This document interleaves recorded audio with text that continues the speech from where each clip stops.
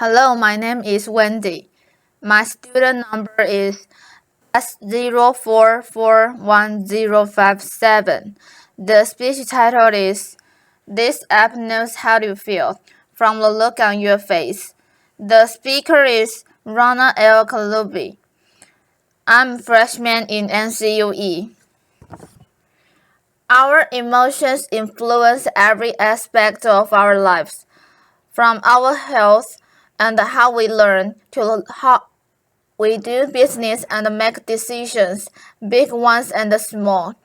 Our emotions also influence how we connect with one another. We were involved to live in a world like this, but instead, we are living more and more of our lives like this. This is the text message from my daughter last night. In a world that's devoid of emotion, so I'm on a mission to change that. I want to bring emotions back into our digital experiences. I started on this path 15 years ago. I was a computer scientist in Egypt, and I had just gotten accepted to the PhD program at Cambridge University. So I did something quite unusual for a young, newlywed Muslim Egyptian wife. With the support of my husband, who had to stay in Egypt, I packed my bags and I moved to England. At Cambridge, thousands of miles away from home, I realized that I was spending more hours with my laptop than I did with any other human. Yet, despite this intimacy, my laptop had absolutely no idea how I was feeling. It had no idea if I was happy, having a bad day, or stressed, confused, and so that gets frustrating. Even worse, as I communicated online with my family back home, I felt that all my emotions disappeared in cyberspace. I was homesick, I was lonely, and on some days I was actually crying. But all I had to communicate these emotions was this: laughter. Today's technology has lots of IQ but no EQ. Lots of cognitive intelligence but no emotional intelligence. So that got me thinking, what if our technology could sense our emotions? What if our devices could sense how we felt and reacted accordingly, just the way an emotionally intelligent friend would? Those questions led me and my team to create technologies that can read and respond to our emotions. And our starting point was the human face. So, our human face happens to be one of the most powerful channels that we all use to communicate social and emotional states. Everything from enjoyment, surprise, empathy, and curiosity. In emotion science, we wrote each facial muscle movement an action unit. So, for example, action unit 12 is not a Hollywood blockbuster. It is actually a lip corner pull, which is the main component of a smile. Try it, everybody. Let's get some smiles going on.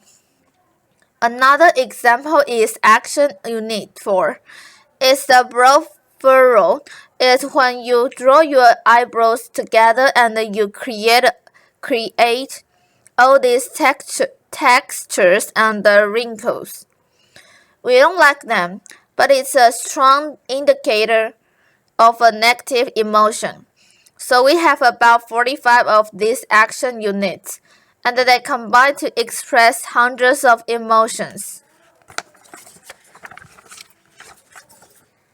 Teaching a computer to read these facial emotions is hard, Because these action units, they can be fast, they are subtle, and they combine in many different ways. So take for example, the smile and the smirk, they look somewhat similar, but they mean very different things. Laughter. So the smile is positive, a smirk is often negative. Sometimes a smirk can make you become famous, but seriously, it's important for a computer to be able to tell the difference between the two expressions. So how do we do that? We give our algorithms terms of thousands of examples of people we know to be smiling from different ethnicities, ages, genders, and we do the same for smirks. And then, using deep learning and the algorithm looks for all these textures and the wrinkles and the shape changes on our face. And basically learns that all smiles have common characteristics. All smirks have subtly different characteristics. And the next time it sees a new face, it essentially learns that this face has the same characteristics of a smile. And it says, aha, I recognize this. This is a smile expression. So the best way to demonstrate how this technology works is to try the live demo. So I need a volunteer, preferably. Preferably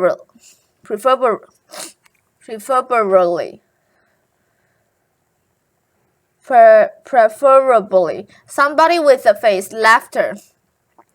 Chloe's going to be our volunteer today. So over the past 5 years, we've moved from being a research project at MIT to the company, where my team was worked really hard to make this technology work. As we like to say in the wild, and we've also shrunk it so that the core emotion engine works on any mobile device with a camera, like this iPad. So let's give this a try. As you can see, the algorithm has essentially found Chloe's face, so it's this white bounding box and is tracking the main feature points on her face, so her eyebrows, her eyes, her mouth, and her nose. The question is, can it recognize her expression? So we're going to test the machine.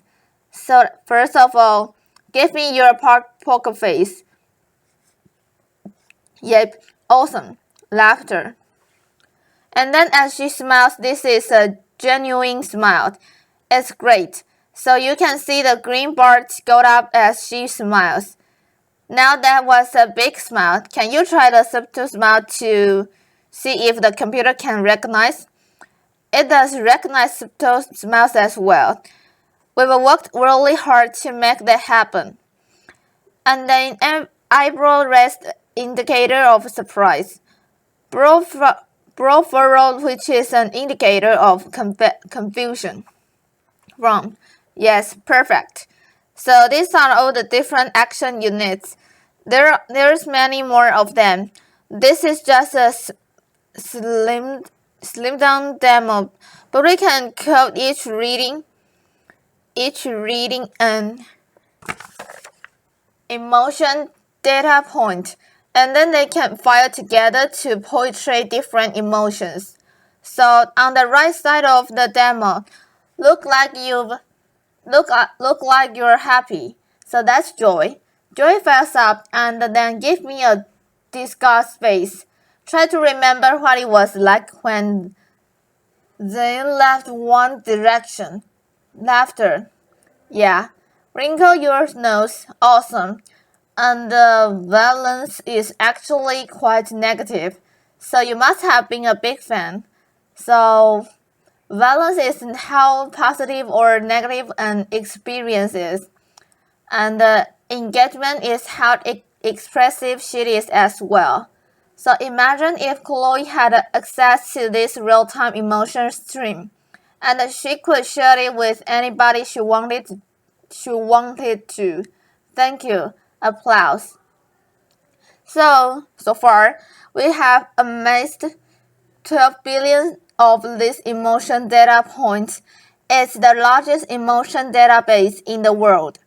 We've collected it from 2.9 million videos, people who have agreed to share their emotions with us, and from 75 countries around the world. It's growing every day. It blows my mind away that we can now qualify something as personal as our emotions, and we can do it at this scale. So what have we learned today? That gender. Our data confirms something that you might suspect. Women are more expressive than men.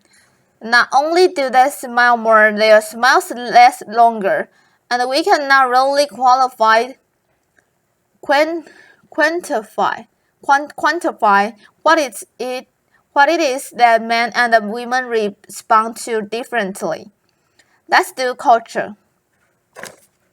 So in the United States, women are 40% more expressive than men, but curiously, we don't see any difference in the UK between men and women. After age, people who are 50 years and older are 25% more emotive than younger people. Women in their 20s smile a lot more than men and a lot more than men the same age. Perhaps a necessity for dating. But perhaps what surprised us the most about this data is that we happen to be expressive all the time, even when we are sitting in front of our devices alone. And it's not just when we are watching cat videos on Facebook. We are expressive when we are emailing, texting, shopping online, or even doing our taxes. Where is this data used today? In understanding how we engage with media. So understanding virality and the voting behavior, and also empowering or emotion enabling technology. And I want to share some examples that are especially close to my heart. Emotion-enabled wearable glasses can help individuals who are visually impaired read the faces of others, and they can help individuals on the autism spectrum interpret emotion, something that they really struggle with in education. Imagine if you are learning absence that you are confused and slow down, or that you are bored so it's sped up, just like a great teacher would in a classroom. What if your wristwatch tracked your mood, or your car sensed that you are tired, or perhaps your fridge knows that you are stressed, so it auto locks to prevent you from being eating. Laughter. I would like that, yeah. What if when I was in Cambridge I had access to my real-time emotion stream, and I could share that with my family back home in a very natural way, just like I would if we were all in the same room together. I think 5 years down the line, all our devices are going to have an emotion chip. And we won't remember what it was like when we couldn't just from at our device, and our device would say, you didn't like that, did you? Did you? Our biggest challenge is that there are so many applications of this technology. My team and I realized that we can't build them all ourselves. So we've made this technology available so that other developers